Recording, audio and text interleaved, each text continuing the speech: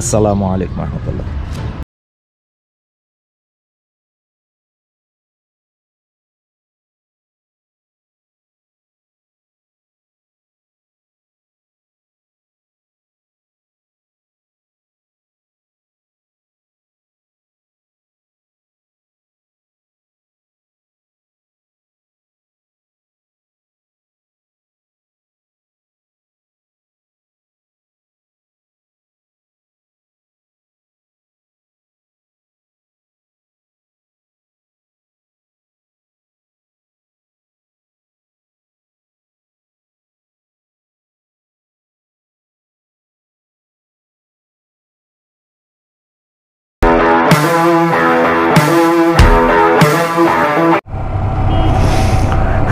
আজকে যে বিষয় নিয়ে কথা বলার বিষয় ছিল সেটা হলো ব্রেকিং। যে কোনো যানবাহনের ক্ষেত্রে ব্রেকিং খুব গুরুত্বপূর্ণ, স্পেশালি ফর দ্য মোটরসাইকেলস, কারণ এটা দুই চাকার উপরে থাকে। এটার আবার ব্রেকিং ব্যালেন্সেরও ব্যাপার আছে। যদি ব্রেকিং ব্যালেন্স ঠিকঠাক না থাকে তাহলে আবার আরেক যন্ত্রণা, ব্রেক ট্রেক করেও আছাড় খেয়ে পড়ার একটা চান্স থাকে। সো প্রপারলি ব্রেক করতে পারাটা খুব জরুরি। যাই হোক, যেটা বলতে চাই যে সবসময় সামনের চাকার অথবা ডান হাতের ব্রেক লিভারের উপরে দুইটা আঙ্গুল রাখা, এবং এই ব্রেক কখনোই ঝাপ করে টান দিয়া দাবায় দেওয়া না, খুব গ্র্যাজুয়ালি টানা, এবং সামনের অবস্থার উপর ভিত্তি করে এই ব্রেকটাকে আস্তে আস্তে টানা, গ্র্যাজুয়ালি প্রয়োজন অনুযায়ী। তাতে হলো গিয়া যে খুব ইজিলি মোটরসাইকেলটা যে কোনো কারো নিয়ন্ত্রণে চলে আসবে। আর আমি কিভাবে ব্রেক করি সেটা তো আমি দেখাবো ইনশাল্লাহ, যদি সম্ভব হয়, আমার পক্ষে যতটুকু সম্ভব হয়। তারপরে আমি একটু বলে রাখি আমি কিভাবে ব্রেকটা করি। আসলে আমি থামার ক্ষেত্রে হোক, যে কোনো সিচুয়েশনের ক্ষেত্রে হোক, আমি ব্রেকটা করি হলো প্রথমে হাতের ব্রেক থেকে আস্তে আস্তে শুরু করি, পায়ের ব্রেকে প্রেশার বাড়তে থাকে।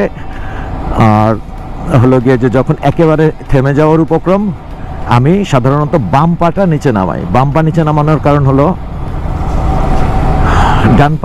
ডান পায়ে ব্রেক, ডান হাতেও ব্রেক, মানে ডান পাশটা আমার ব্রেকের কাজে। তো দুইটা ব্রেক যখন একসাথে চাপা হবে, মানে আমরা প্রেস করব, মোটরসাইকেলটা ব্যালেন্সের সাথে থামবে। আরেকটা ব্যাপার বললেন, আবার অনেকে অনেকভাবে পা নামান। এখন কথা হতে পারে যে আমি তো এইভাবে চালাচ্ছি 30 বছর, আমার তো কোনো সমস্যা হয় নাই, কোনো অসুবিধা নেই। কিন্তু নিয়ম বলে একটা ব্যাপার আছে যেটাতে সবচেয়ে বেশি ব্যালেন্স হবে। আর এই নিয়মগুলি আমি আবিষ্কার করছি, ব্যাপারটা এরকম না। আমিও এর আগে কোনো ধরনের নিয়ম কানুন মানা ছাড়াই এগুলা করছি, মানে যেভাবে থামে আর কি, সহজ কথা। এবং আল্লাহর রহমতে সেই সময়ও চালাইছি, ভালোই চালাইছি, খারাপ না। কিন্তু যখন দেখলাম যে প্রক্রিয়া পদ্ধতিটা এইরকম যে ডান পা না নামানো ভালো, বাম পা নামানো, একদম থেমে যাওয়ার সময় ব্রেক লিভারের উপরে হাত রাখা সব সময়, ডান হাতের স্পেশালি, আর পা তো থাকেই পিছনের চাকার ব্রেক লিভারের উপরে, এগুলার সিনক্রোনাইজেশন করে ব্রেকটা করতে পারা, এগুলা করলে কনফিডেন্সটা বাড়ে আর কি। সেটা কর্নারিংয়ের ক্ষেত্রে হোক, স্ট্রেট রোডেও হোক, হঠাৎ কোনো প্রতিবন্ধকতা আসুক, আমি অ্যালার্ট থাকতে পারি আর কি যথেষ্ট। এই হলো ব্যাপার। তো আমি যেটা করি, আবার বলছি, সামনের হাতের ব্রেক দিয়ে স্টার্ট করি খুব আস্তে আস্তে, খুব গ্র্যাজুয়ালি, পিছনের চাকায় খুব জেন্টলি ব্রেক করতে থাকি, এবং প্রয়োজন অনুযায়ী চাপ বাড়তে থাকে দুই জায়গায়। আর যখন একেবারে থেমে যাওয়ার প্রয়োজন পড়ে, আমি সাধারণত বাম পাটা নামাই। এই হলো ব্যাপার। আর যে কোনো জিনিস খেলাধুলা থেকে নিয়ে শুরু করে যেখানে শারীরিক অ্যাক্টিভিটিস এঙ্গেজড বা জড়িত, এটা আসলে প্রচুর প্র্যাকটিসের দরকার পড়ে। আর প্র্যাকটিস যত বেশি করা যাবে তত বেশি কনফিডেন্ট গেইন হবে। আর নিয়ম মতো করলে জিনিসটা ঝুঁকি কমে, এটা হলো ব্যাপার। কোনো জিনিস নিয়ম মতো করতে পারলে সেটাতে ঝুঁকি হ্রাস পায়। কারণ এইটাই তো বিভিন্ন যারা এক্সপার্টরা আছে তারা গবেষণা করে বাইর করছে যে ব্রেকিংয়ের প্রপার পদ্ধতি কি হতে পারে। আমি এটা কিন্তু কোনো মানে রেসার অথবা ওই ট্র্যাকে মোটরসাইকেল চালায় অথবা খুব হাইপার রাইড করে, আমি তাদের কথা বলছি না, তাদের ক্ষেত্রেও নিয়ম এটাই। আমি বলছি ইন জেনারেল, আমরা যারা কমিউটিং করি, সেফ রাইড করতে চাই, মাঝে মাঝে একটু স্পিড আপ করি, মাঝে মাঝে করি না, আমাদের জন্য বা ইন জেনারেল। আর কারো ভালো লাগতে পারে, কারো ভালো নাও লাগতে পারে, এটা আসলে বড় ইস্যু না। বড় ইস্যু হলো যে যদি আমার কথায় মনে হয় যে এটা কনভিন্সিং না, it's fine, check it out. এখন তো চেক করার নানান রকম সুযোগ আছে, যেহেতু বাংলাদেশের বাইকিং কমিউনিটি বড় হচ্ছে, আমাদের অনেক ব্লগাররা আছে যারা এই সমস্ত টেকনিক্যাল জিনিস নিয়ে কথাবার্তা বলে, এছাড়া বিদেশি ব্লগাররা আছে, ইউটিউবে গিয়ে এগুলো দেখা যেতে পারে, তাহলে আসলে আইডিয়াটা পরিষ্কার হবে। আমি আসলে আর বাংলাদেশে তো সেভাবে কোনো মোটরসাইকেল চালানো শিখুন সেই রকম প্রাতিষ্ঠানিক কোনো প্রতিষ্ঠান নাই আর কি, প্রাতিষ্ঠানিক পর্যায়ে শিখে না, সাধারণত বন্ধুর, চাচার, মামার, দাদার, বাবার মোটরসাইকেল দিয়ে আমরা চালানোটা শিখে আসছি। আমি জানি না এখনকার কি অবস্থা, এখনও মনে হয় এরকমই। তো যেহেতু কোনো প্রাতিষ্ঠানিক রূপ নাই, আমি দীর্ঘদিন মোটরসাইকেল চালালেও আমি এই নিয়মকানুনগুলি শিখেছি এবং প্র্যাকটিস করছি রিসেন্ট এজে। খুব বেশি দিন হয় যে আমি প্র্যাকটিস করছি বিষয়টা কিন্তু এরকমও না, আমিও খুব অল্প কিছুদিন হয় এগুলো প্র্যাকটিস করছি। যেটা হলো যে নিয়মের মধ্যে থেকে যদি কাজগুলি করা যায়, আলহামদুলিল্লাহ রেজাল্ট ভালো পাওয়া যাবে। এই হলো আমার বলার উদ্দেশ্য। আশা করি যারা নতুন চালাচ্ছেন, অথবা নতুন না পুরনোও চালাচ্ছেন, যাদের কাছে ইনফরমেশনগুলো ছিল না,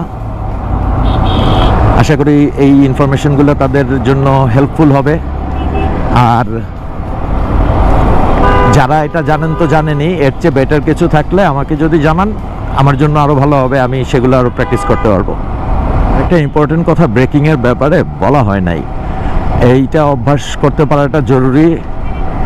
ক্লাচ না চেপে ব্রেক করা, ক্লাচ না চেপে ব্রেক করা। যখন আমাদের মোটরসাইকেল একদম থেমে যাওয়ার উপক্রম, সেই সময় আমরা ক্লাচ ধরবো, ক্লাচ ধরে প্রয়োজন অনুযায়ী গিয়ার শিফট করে দাঁড়িয়ে ক্লাচ ধরে রাখবো, তারপরে নিউট্রাল করে দেবো, ইত্যাদি ইত্যাদি কিছু একটা।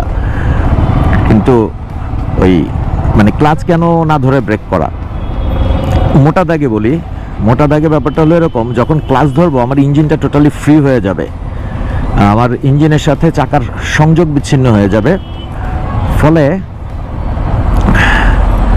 চাকার মতো ফ্রিলি ঘুরবে। ওই সময় ব্রেক করে নিয়ন্ত্রণে আনার চেয়ে ক্লাচ ছেড়ে ব্রেক করে নিয়ন্ত্রণে আনা কম্পারেটিভলি ইজি। আর আরও একটা ব্যাপার আছে, বারবার ক্লাচ চাপার কারণে ক্লাচ প্লেটের যে সামান্য পরিমাণ ক্ষয় হয় অথবা যে চাপটা পড়ে, এই চাপের পরিমাণটাও কমে আসবে, মোটরসাইকেলেরও ক্ষতি নাই, আর আমার মোটরসাইকেলওয়ালার মতে সহজতম সময়ের মধ্যে নিয়ন্ত্রণে আসবে ইনশাআল্লাহ।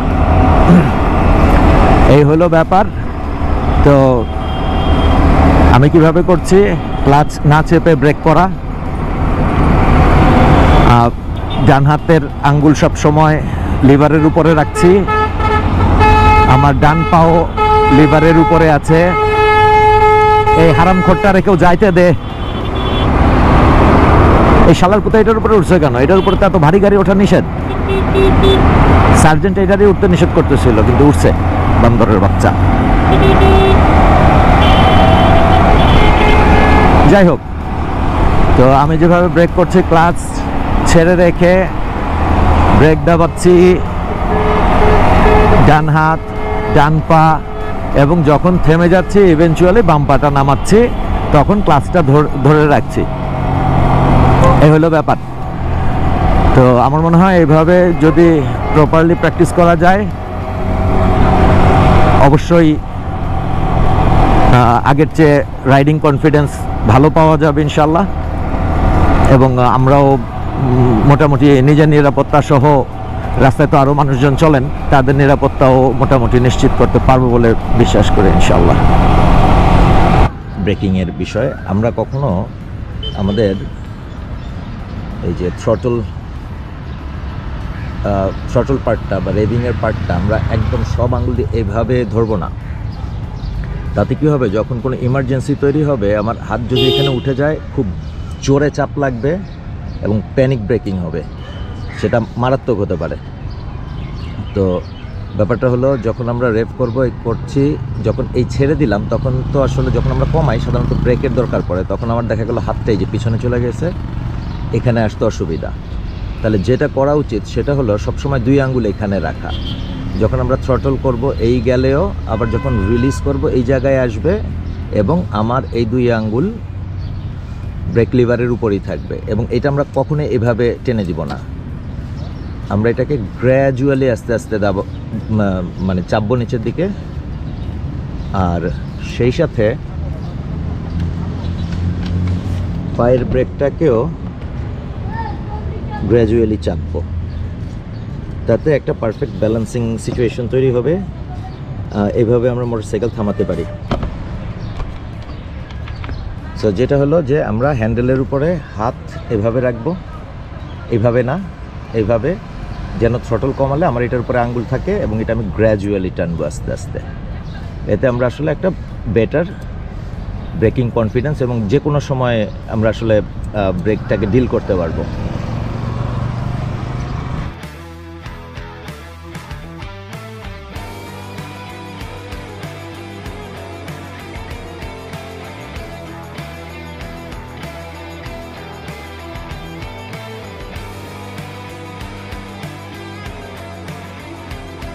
আর একটা সিগন্যাল শুরু হইলে থামে না সহজে, যাক ডাকছে আল্লাহর রহমত।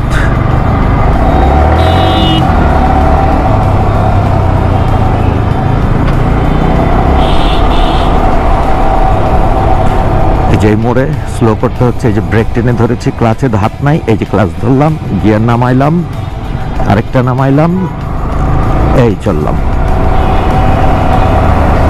আচ্ছা, এখানে সিএনজিটা আছে, সিএনজিটার কাছাকাছি একটা ব্রেক ডেমনস্ট্রেট করি। এই ব্রেক টেনে ধরা শুরু করলাম, পায়ের ব্রেকও চলছে, স্লো হয়েছে, এই ক্লাচ ধরলাম, 2টা গিয়ার ডাউন করে আবার এখান থেকে বের হলাম। So this is how I do my ব্রেকস।